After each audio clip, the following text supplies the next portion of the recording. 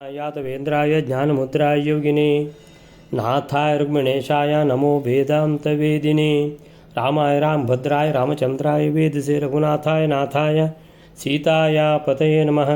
मनोजवं मारुततुल्यवेगं जितेन्द्रियं बुद्धिमतां वरिष्ठं वातात्मजं वानरयोत्तमुख्यं श्रीरामदूतं शरणं प्रपद्ये। नारायणं नमस्कृत्य नरं चैव नरोत्तमं देवीं सरस्वतीं व्यासं ततो जयमुदीरयेत्। व्यासाय भवनाशाय श्रीशाय गुणराशे हृद्याय शुद्धविद्याय मध्वाय च नमो नमः।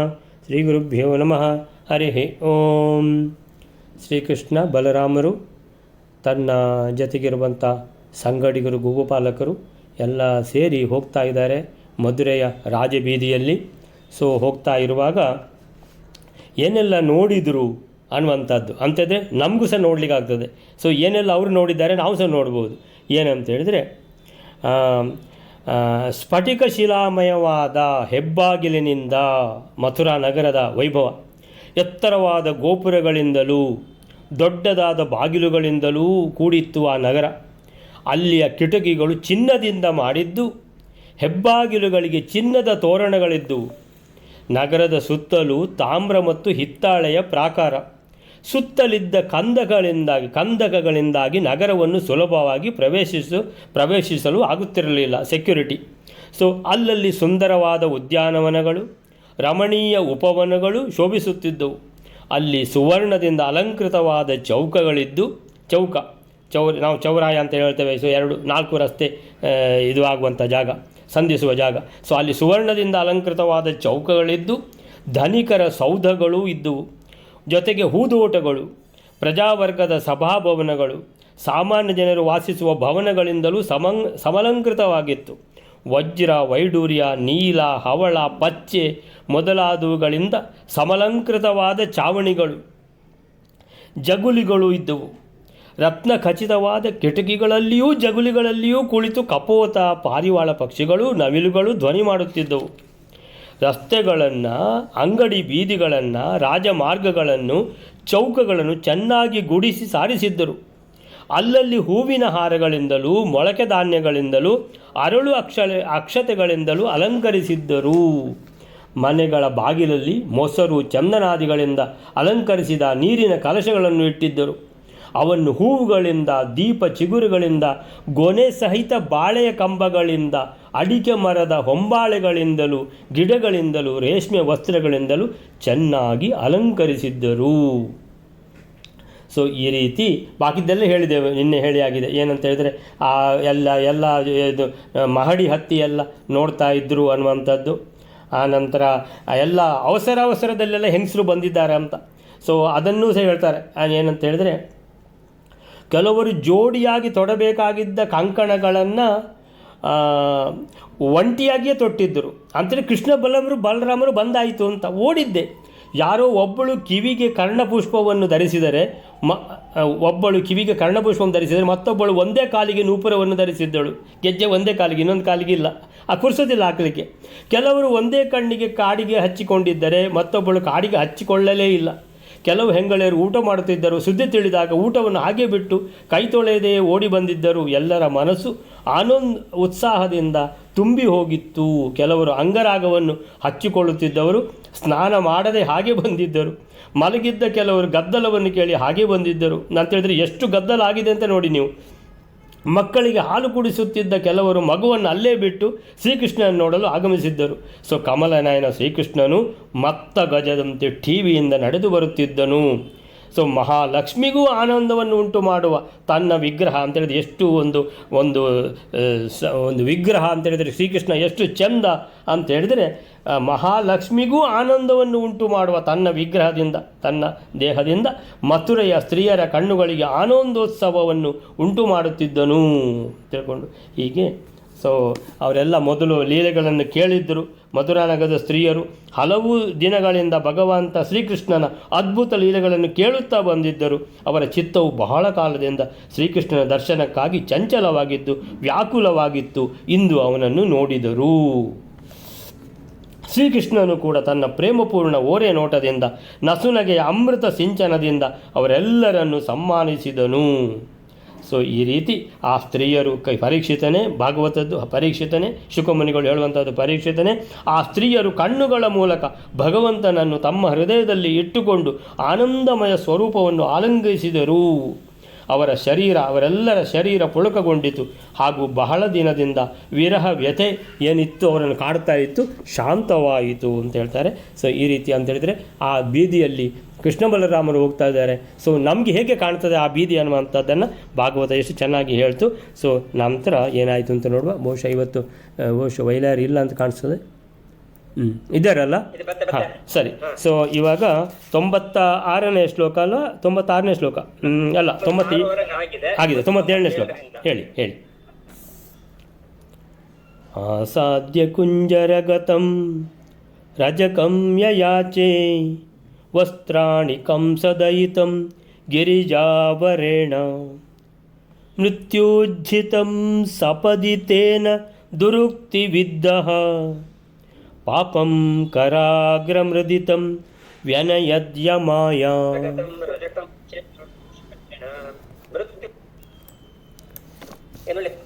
ఇక్కడ ಒಂದು ಪ್ರಾಬ್ಲಮ್ ಉಂಟಾ ಲೈನ್ ಕಂಸನಿಗೆ ಪ್ರಿಯನಾದ ಪಣ್ಣೆ ಕೇಳ್ತೋಣ ಪ್ರಾಬ್ಲಮ್ ಉಂಟು, ಅದೊಂದು ಪ್ರಾಬ್ಲಮ್ ಉಂಟು. ಪರವದಿ ಪ್ರಾಬ್ಲಮ್ ಉಂಟು ಯಾವುದೋ ಪ್ರಾಬ್ಲಮ್ ಉಂಟು. ಪ್ರಿಯತುಳ್ಳರಾ? ಹಾಂ ಪಣ್ಣೆ, ಹಾಂ ಇದಕ್ಕೆ ಹೇಳೋಣ ಸುಖ ಪಣ್ಣೆ ಇದ್ದಿ ಭಾರಿ ಪ್ರಾಬ್ಲಮ್ ಉಂಡಿಯೇ, ಮಸ್ತ್ ಪ್ರಾಬ್ಲಮ್ ಉಂಟು ಬಿಡ್ಲ ಪರವದಿ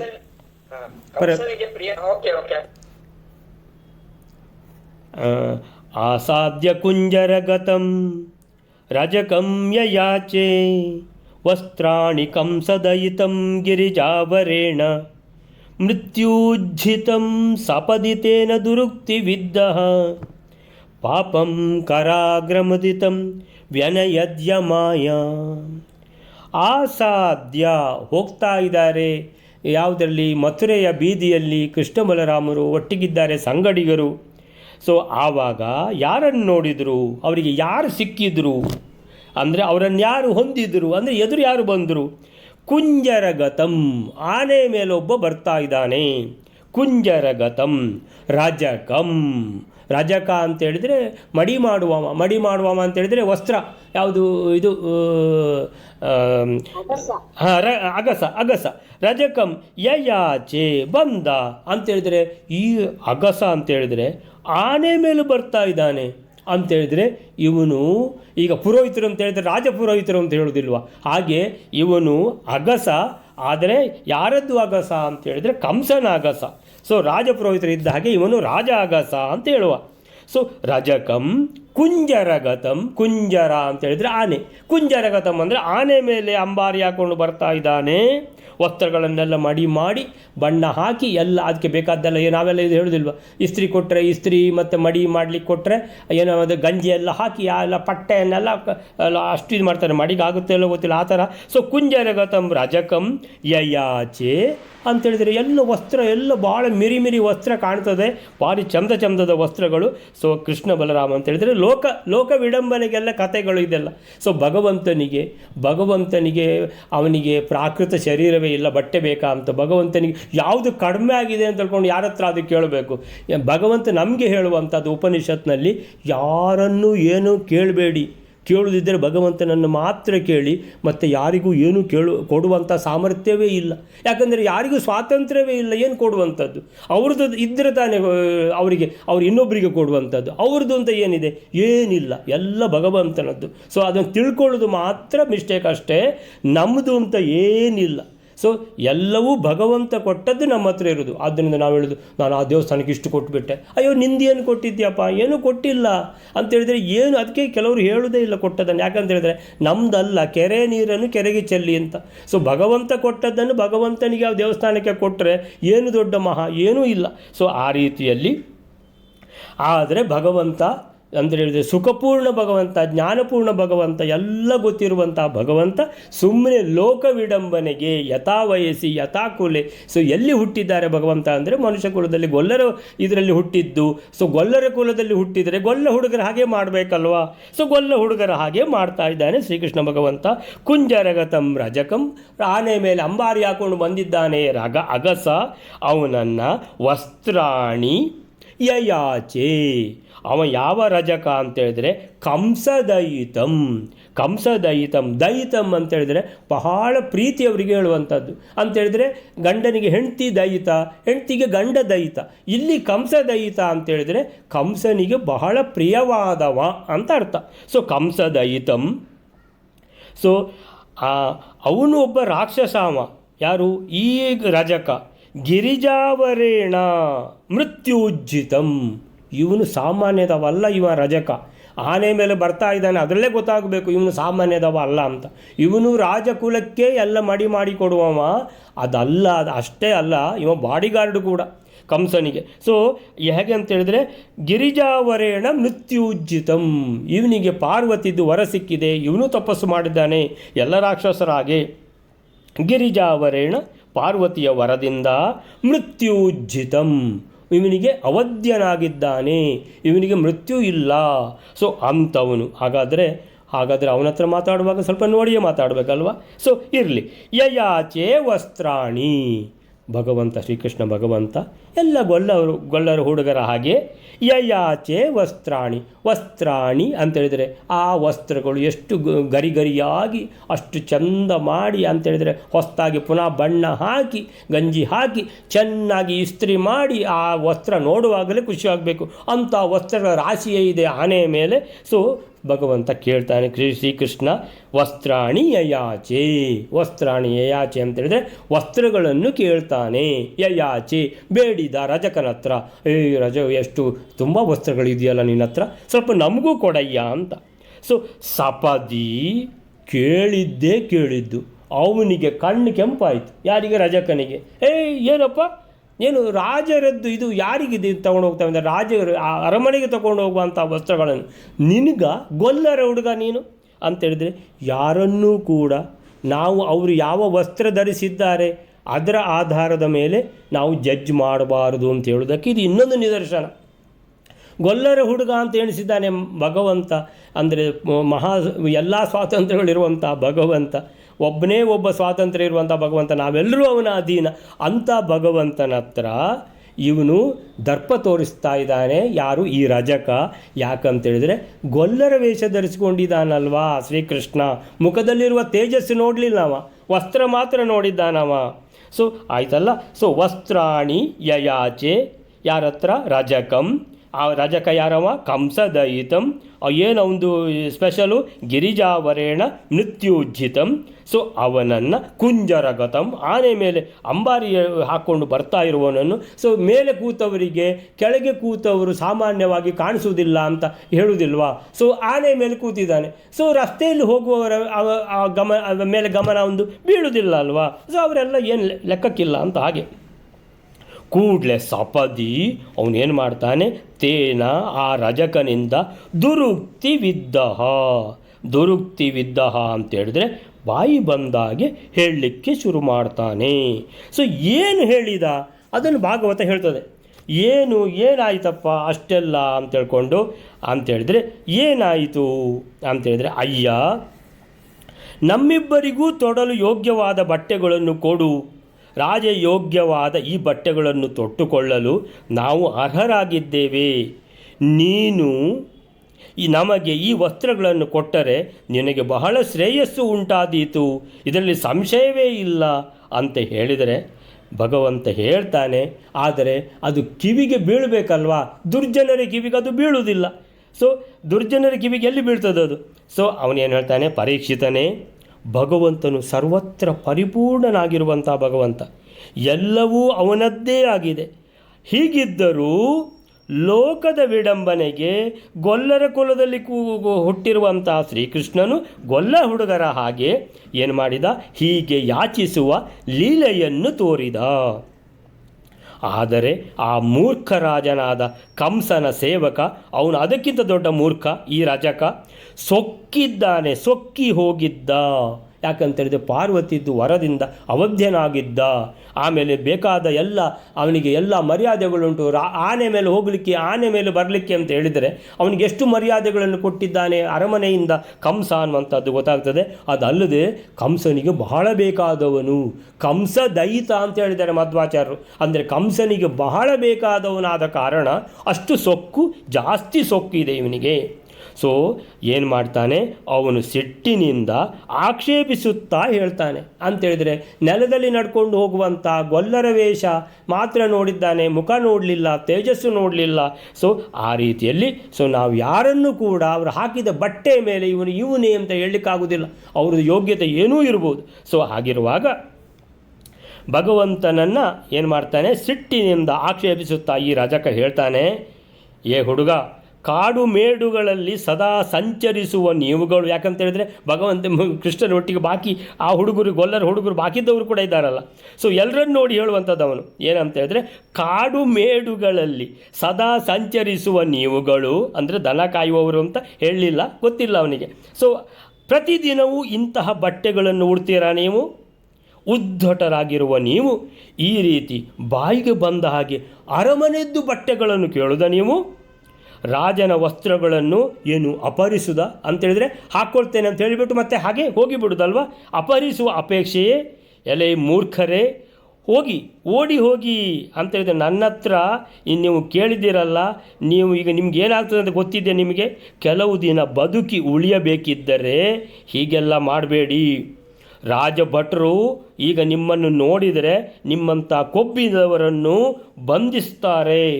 ಸೊ ನೀವು ಹೇಳ್ತಾರೆ, ಯಾತಾಶು ಬಾಲಿಶ ಮೈವಂ ಪ್ರಾರ್ಥ್ಯಂ ಯದಿ ಜಿಜೀವಿಷ ಅಂತೇಳಿದರೆ ಬದುಕಲಿಕ್ಕೆ ಆಸೆ ಇದ್ದರೆ ನೀವು ನನ್ನ ಹತ್ರ ಈ ಮಾಡಿದ ತಪ್ಪಿದೆಯಲ್ಲ, ಈ ಬಟ್ಟೆಗಳನ್ನು ಕೇಳಿ.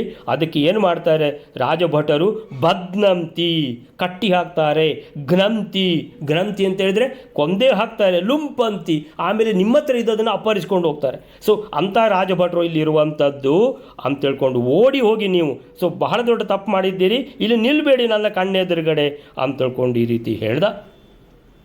ಸೊ ಅವರಲ್ಲಿರುವ ಅಂತೇಳಿ ಆ ಮಡಿವಾಳನ ಮಿತಿಮೀರಿದ ತಲೆಹರಟೆಯ ಮಾತುಗಳನ್ನು ಕೇಳಿದಾಗ ಭಗವಾನ್ ಶ್ರೀಕೃಷ್ಣನು ಕೊಂಚ ಕುಪಿತನಾಗಿ ಏನು ಮಾಡಿದ ಹೇಳ್ತಾರೆ ಮಧ್ವರು ಅದನ್ನು.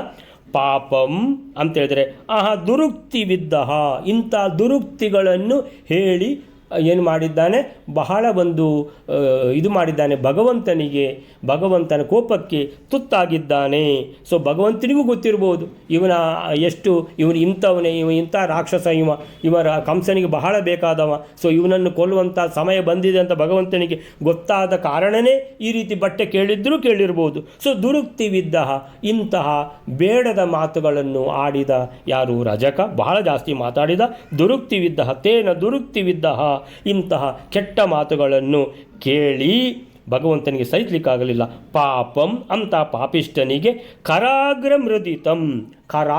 ಅಂತ ಹೇಳಿದರೆ ಕೈಯ ತುದಿಯಿಂದ ಮರ್ದನ ಮಾಡಿದ್ದಾನೆ, ಹೊಡೆದಿದ್ದಾನೆ ಪೆಟ್ಟು ಭಗವಂತ ಶ್ರೀಕೃಷ್ಣ ಆ ರಜಕನಿಗೆ. ಯಮಾಯ ವ್ಯನಯತ್ ಅಂತೇಳಿದರೆ ಸೀದಾ ಕಳಿಸಿದ್ದಾನೆ ಯಮನಪುರಕ್ಕೆ. ಯಮಾಯ ಅಂದರೆ ಯಮನಪುರಕ್ಕೆ, ವ್ಯನಯತ್ ಅಂತೇಳಿದರೆ ಕಳಿಸಿಕೊಟ್ಟ. ಯಾರು? ಶ್ರೀಕೃಷ್ಣ. ಅದನ್ನೇ ಭಾಗವತ ಹೇಳ್ತದೆ. ಆ ಮಡಿವಾಳನ ಮಿತಿ ಮೀರಿದ ತಲೆಹರಟೆಯ ಆ ಬೇಡದ ಮಾತುಗಳನ್ನು ಕೇಳಿದಾಗ ಭಗವಾನ್ ಶ್ರೀಕೃಷ್ಣನು ಕೊಂಚ ಕುಪಿತನಾದ ಹಾಗೆ ನಟಿಸಿಕೊಂಡು ಕೈಯಿಂದ ಒಂದು ಏಟು ಹೊಡೆದು ಅವನ ರಜಕನ ತಲೆಯನ್ನು ದೇಹದಿಂದ ಬೇರ್ಪಡಿಸಿದನು. ಇದನ್ನು ನೋಡಿದ ಆ ಅಗಸನ ಅನುಯಾಯಿಗಳು ಬಟ್ಟೆಗಳ ಮೂಟೆಯನ್ನು ಅಲ್ಲೇ ಬಿಸಾಡಿ ದಿಕ್ಕುಪಾಲಾಗಿ ಓಡಿ ಹೋದರು ಅಂತ ಹೇಳ್ಕೊಂಡು ಅಲ್ಲಿಂದ ಅಂತ ಹೇಳಿದ್ರೆ ಈ ಶ್ಲೋಕಕ್ಕೆ ಯಮನಪುರಕ್ಕೆ ಕಳಿಸಿದರು. 97ನೇ ಶ್ಲೋಕಕ್ಕೆ ಏನು ಹೇಳ್ತಾರೆ ಅಂತ ಹೇಳಿದರೆ, ಶ್ರೀಕೃಷ್ಣನು ಕಂಸನಿಗೆ ಪ್ರಿಯನೂ ಆದ. ಯಾರು? ರಜಕನ ಬಗ್ಗೆ ಹೇಳ್ತಾರೆ. ಕಂಸನಿಗೆ ಪ್ರಿಯನು, ಕಂಸದಯಿತಂ. ಆಮೇಲೆ ಪಾರ್ವತಿ ವರದಿಂದ ಸಾವಿಲ್ಲದವನು, ಗಿರಿಜಾವರೇಣ ಮೃತ್ಯುಜ್ಜಿತಂ. ಆನೆಯ ಮೇಲೆ ಕುಳಿತು ಬರುತ್ತಿದ್ದ ಕುಂಜರಗತಂ ಆಸಾಧ್ಯ ಬಂದು ಎದುರು ನಿಂತಿದ್ದಾನೆ. ಆ ಅಗಸನನ್ನು ನೋಡಿ ಏನು ಮಾಡಿದ ಶ್ರೀಕೃಷ್ಣ ಅಂತೇಳಿದರೆ ಎಲ್ಲ ಗೊಲ್ಲ ಹುಡುಗರಿಗೆ ಯಾವ ರೀತಿ ಆಸೆ ಆಗ್ತದೋ ಅದೇ ರೀತಿ ಆಸೆಯಂತೆ ನಟಿಸಿಕೊಂಡು ವಸ್ತ್ರಗಳನ್ನು ಬೇಡಿದ. ವಸ್ತ್ರಾಣಿ ಯಯಾಚೆ, ವಸ್ತ್ರಗಳನ್ನು ಬೇಡಿದ. ಯಯಾಚೆ ಅಗಸ ಕೆಟ್ಟ ಮಾತುಗಳಿಂದ ಬಯ್ಯತೊಡಗಿದ ಅಂತೇಳಿದರೆ ಇವರನ್ನು ಓಡಿಸಿದಾನವ ಅಂತೇಳಿದರೆ ಬಯ್ಯತೊಡಗಿದ. ಆ ಪಾಪಿಯನ್ನು ಸ್ವಲ್ಪ ಹೊತ್ತು ಕೃಷ್ಣ ಸಹಿಸಿಕೊಂಡ. ಆಮೇಲಿಂದ ಭಾಳ ಜಾಸ್ತಿ ಆಯ್ತಲ್ಲ ನಿಂದು, ಮಹಾ ಕೆಟ್ಟ ರಾಕ್ಷಸ ನೀನು, ಪಾರ್ವತಿ ವರದಿಂದ ಕೊಬ್ಬಿದ್ದಿ, ಅದು ಅಲ್ಲದೆ ಕಂಸನ ದೈತ ನೀನು, ಕಂಸನಿಗೆ ಬಹಳ ಬೇಕಾದವ ಅಂತ ಹೇಳಿಬಿಟ್ಟು ಏನು ಬಹಳ ಸೊಕ್ಕಿದೆ ನಿನಗೆ ಅಂತ, ನಿಂದು ಸಹ ಟೈಮ್ ಮುಗಿದಿದೆ ಅಂತ ತಿಳ್ಕೊಂಡು ಶ್ರೀಕೃಷ್ಣ ಏನು ಮಾಡಿದ, ತನ್ನ ತುದಿಗೈಯಿಂದ ಕರಾಗ್ರ ಮೃದಿತಂ ಯಮಾಯ ವ್ಯನಯತ್, ಯಮನ ಬಳಿಗೆ ಅಟ್ಟಿದ. ಸೊ ಅಲ್ಲಿಗೆ ಎಂತಾಯಿತು, ಈ ಗುಡ್ಡಗಾಡಿನ ಜನಗಳಾದ ನಿಮಗೆ ಇಂತಹ ರಾಜೋಚಿತ ವಸ್ತ್ರಗಳು ಏತಕ್ಕೆ, ವಸ್ತ್ರಗಳನ್ನು ನೀಡಲಿಲ್ಲ, ಅದರ ಬದಲಿಗೆ ಇದನ್ನೆಲ್ಲ ಮಾತಾಡ್ತಾನೆ, ನೀವೆಲ್ಲ ತಿಳುವಳಿಕೆ ಇಲ್ಲದವರು, ಗುಡ್ಡಗಾಡಿನ ಜನರು. ಸೊ ಜೀವನದ ಮೇಲೆ ಆಸೆ ಇದ್ದಲ್ಲಿ ಬೇಗ ಇಲ್ಲಿಂದ ತೊಲಗಿ ಎಂದು ನಿಂದಿಸಿದ, ಅಂದರೆ ವದಾರ್ಹನಾದ ಅಂತ ಹೇಳ್ತಾರೆ. ಅಲ್ಲಿಗೆ ಈ 97ನೇ ಶ್ಲೋಕ ಮುಗೀತು. 98ನೇ ಶ್ಲೋಕ ಎಲ್ಲಾರೇ ಒಂದು ಸಲ ಹೇಳಿ ನೋಡುವ. ಕೇಳುಂಟು. ಹತ್ವಾ ತಮಕ್ಷತಬಲೋ ಭಗವಾನ್ ಪ್ರಗೃಹ್ಯ ವಸ್ತ್ರಾಣಿ ಚಾತ್ಮಿತಾನಿ ಬಲಸ್ಯ ಚಾಧಾತ್ ದತ್ವಾ ಪರಾಣಿ ಸಖಿ ಗೋಪಜನಸ್ಯ ಶಿಷ್ಟಾನ್ಯಾಸ್ತೀರ್ಯ ತತ್ರ ಪದಂ ಪ್ರಣಿಧಾಯ ಚಾಗಾತ್. 98ನೇ ಶ್ಲೋಕ. ಅಪರಿಮಿತವಾದ ಸಾಮರ್ಥ್ಯವುಳ್ಳ ಪೂಜ್ಯನಾದ ಶ್ರೀಕೃಷ್ಣನು ಆ ರಜಕನನ್ನು ಸಂಹರಿಸಿ ತನಗೆ ಯೋಗ್ಯಗಳಾದ ವಸ್ತ್ರಗಳನ್ನು ಸ್ವೀಕರಿಸಿ ಬಲರಾಮನಿಗೂ ಯೋಗ್ಯಗಳಾದ ವಸ್ತ್ರವನ್ನು ಕೊಟ್ಟನು. ಹಾಗೆಯೇ ಅಲ್ಲಿದ್ದ ಇತರ ಗೆಳೆಯರಾದ ಗೊಲ್ಲರ ಸಮುದಾಯಕ್ಕೂ ಕೂಡ ವಸ್ತ್ರಗಳನ್ನು ಕೊಟ್ಟು ಉಳಿದ ವಸ್ತ್ರಗಳನ್ನು ಮಾರ್ಗದಲ್ಲಿ ಬಿಡಿಸಿದ ವಸ್ತ್ರಗಳಲ್ಲಿ ಪಾದವಿನ್ಯಾಸವನ್ನು ಮಾಡಿಕೊಂಡು ಅಲ್ಲಿಂದ ಹೋದನು. ಹತ್ವಾ ತಮಕ್ಷತ ಬಲೋ ಭಗವಾನ್ ಪ್ರಗೃಹ್ಯ ವಸ್ತ್ರಾಣಿ ಚಾತ್ಮಸಹಿತಾನಿ ಬಲಸ್ಯ ಚಾದಾತ್ ದತ್ವಾ ಪರಾಣಿ ಸಖಿ ಗೋಪಜನಸ್ಯ ಶಿಷ್ಟಾನಿ ಆಸ್ತೀರ್ಯ ತತ್ರ ಚ ಪದಂ ಪ್ರಣಿಧಾಯ ಚಾಗಾತ್.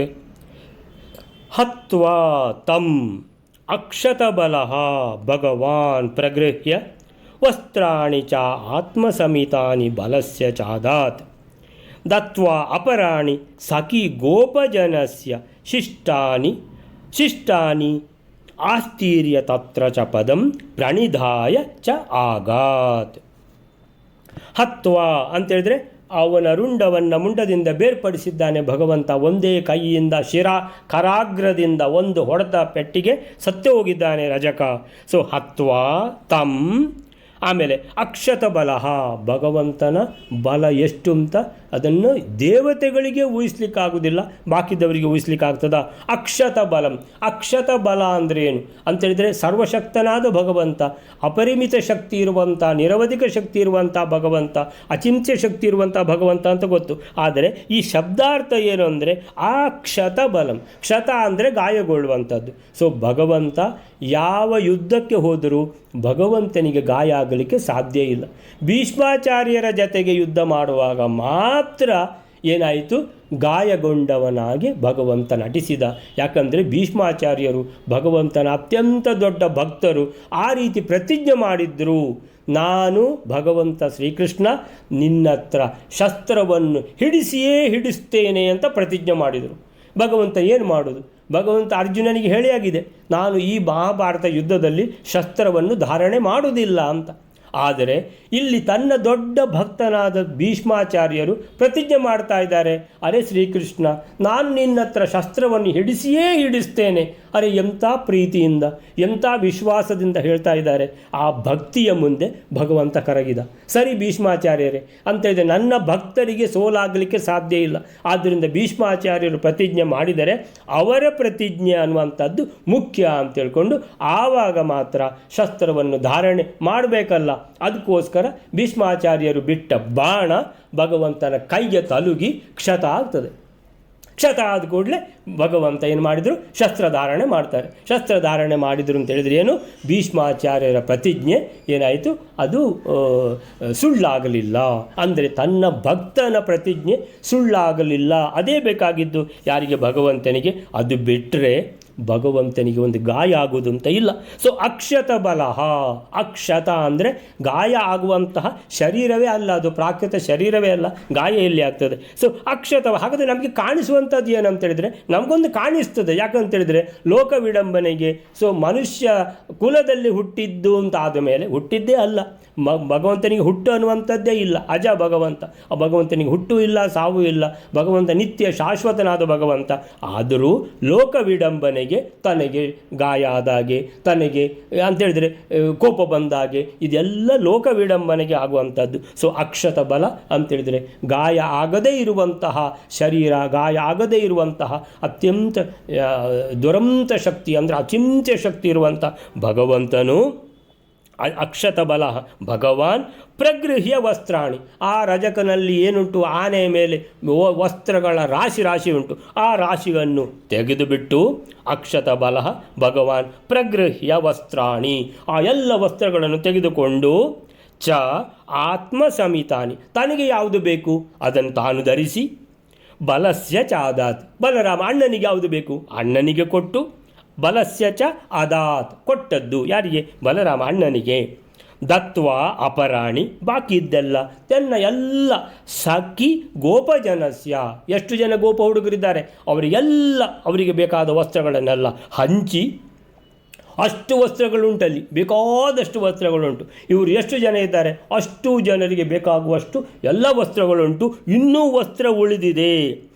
ಆತ್ಮ ಸಮಿತಾನಿ ಅಂತ ಹೇಳಿದ್ರೆ ತನಗೆ ಬೇಕಾದದ್ದು, ತನಗೆ ಬೇಕಾದ್ದನ್ನು ತಾನು ಧರಿಸಿ, ಬಲಸ್ಯ ಚ ಆದಾತ, ಬಲರಾಮನಿಗೆ ಕೊಟ್ಟು, ದತ್ವ ಕೊಟ್ಟು, ಅಪರಾಣಿ ಉಳಿದದ್ದು, ಸಖಿಗೋಪಜನಸ್ಯ ಅವರಿಗೆ ಅದಾತ್ ಅಂತೇಳಿದರೆ ತನ್ನ ಒಟ್ಟಿಗೆ ಬಂದಿರುವಂಥ ಸಂಗಡಿಗರಿಗೆ, ಗೋಪಜನಸ್ಯ ಅಂದರೆ ಗೋಪಬಾಲಕರು, ಸಖಿ ಅಂತೇಳಿದರೆ ಸಂಗಡಿಗರು, ಸೊ ಮಿತ್ರರು, ಅವರಿಗೆಲ್ಲ ಕೊಟ್ಟು, ಶಿಷ್ಟಾನಿ, ಶಿಷ್ಟಾನಿ ಅಲ್ಲಿ ನ್ಯಾಸ್ತೀರ್ಯದಲ್ಲಿ ನೀ ತಗೊಂಡಾಯ್ತು, ಇಲ್ಲಿಗೆ ಶಿಷ್ಟಾನಿ ಉಳ್ಕೊಂಡದ್ದನ್ನು, ಆಸ್ತೀರ್ಯ ಅಲ್ಲೇ ರಸ್ತೆಗೆ ಹಾಸಿದ್ದೆ ಎಲ್ಲ, ಆಸ್ತೀರ್ಯ ತತ್ರ ಚ ಪದಂ ಪ್ರಣಿಧಾಯ ಚ ಅಗಾತ್ ಅಂತೇಳಿದ್ರೆ ಇನ್ನೀಗ ಹೋಗಲಿಕ್ಕೆ ಆ ವಸ್ತ್ರಗಳ ಮೇಲೆ ಹೋಗಬೇಕು. ಅಂಥ ಮಡಿ ಮಾಡಿದ ಆ ಗರಿಗರಿಯಾಗಿರುವಂತಹ ಅಂಥ ಒಳ್ಳೆಯ ವಸ್ತ್ರಗಳ ಮೇಲೆ ಇನ್ನು ನಡ್ಕೊಂಡು ತಾವು ಹೋಗಬೇಕು ಅಂತ ತಿಳ್ಕೊಂಡು ಆ ಸಂಗಡಿಗರಿಗಳ ಕೊಟ್ಟು ಆ ರಸ್ತೆಗಳನ್ನು ಸಿಂಗರಿಸಿ ಆ ವಸ್ತ್ರಗಳಿಂದ ಅದರಲ್ಲಿ ನಡ್ಕೊಂಡು ಹೋದರು ಅಂತೇಳಿದರೆ ಅವನು ಭಾಳ ಸೊಕ್ಕು ಹಿಡಿದು ಮಾತಾಡಿದ್ದಾನೆ ಆ ರಜಕ ಅಂತೇಳಿದರೆ, ರಜಕನನ್ನು ಶಿಕ್ಷಿಸುವಂಥದ್ದು ಇದರಲ್ಲಿ ಮುಖ್ಯವಾದ ವಿಷಯ ಆಗಿರಲಿಕ್ಕಿಲ್ಲ. ಮುಖ್ಯ ವಿಷಯ ಏನಂತೇಳಿದರೆ ಎಲ್ಲ ವಿಷಯ ಕಂಸನಿಗೆ ತಲುಪಬೇಕು. ಅಂದರೆ ಕಂಸನಿಗೆ ನಿದ್ದೆ ಬರಬಾರ್ದು.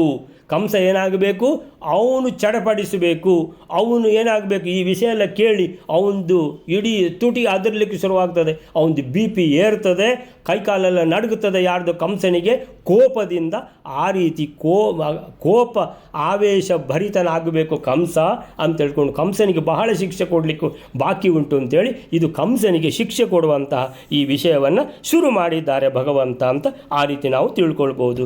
ಈ 98ನೇ ಶ್ಲೋಕ. ಹತ್ವಾ ತಂ ಅಕ್ಷತ ಬಲ.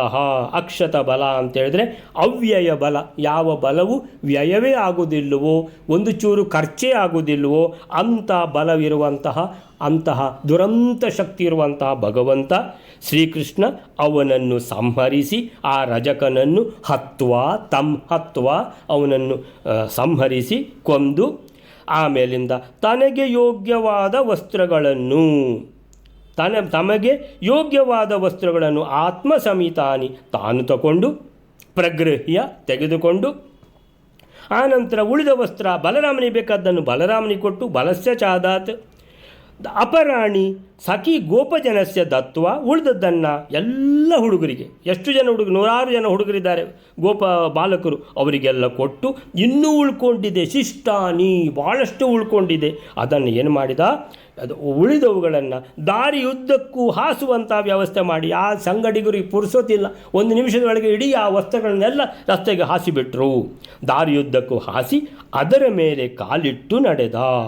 ಆಸ್ತೀರ್ಯ ಅಂತೇಳಿದ್ರೆ ಎಲ್ಲ ಅದನ್ನು ಪಸರಿಸಿ ರಸ್ತೆಯ ಮೇಲೆ, ತತ್ರ ಚ ಅಂದರೆ ಆ ವಸ್ತ್ರಗಳಿಂದ ಶೋಭಿತವಾಗುವಂತಹ ಆ ರಸ್ತೆಯಲ್ಲಿ, ತತ್ರ ಚ ಪದಂ ಪ್ರಣಿಧಾಯ ಅದರಲ್ಲಿ ಮೆಲ್ಲ ಹೆಜ್ಜೆ ಇಟ್ಟುಕೊಂಡು ಆಗಾತ್ ಮುಂದೆ ನಡೆದರು ಅಂತ ಅನ್ನುವಂಥದ್ದು. ಸೊ ಅಲ್ಲಿಗೆ ಇವತ್ತಿನದನ್ನು ಮುಗಿಸ್ಕೊಳ್ಳೋಣ. ಶ್ರೀಕೃಷ್ಣ ಅರ್ಪಣ ಮಸ್ತು.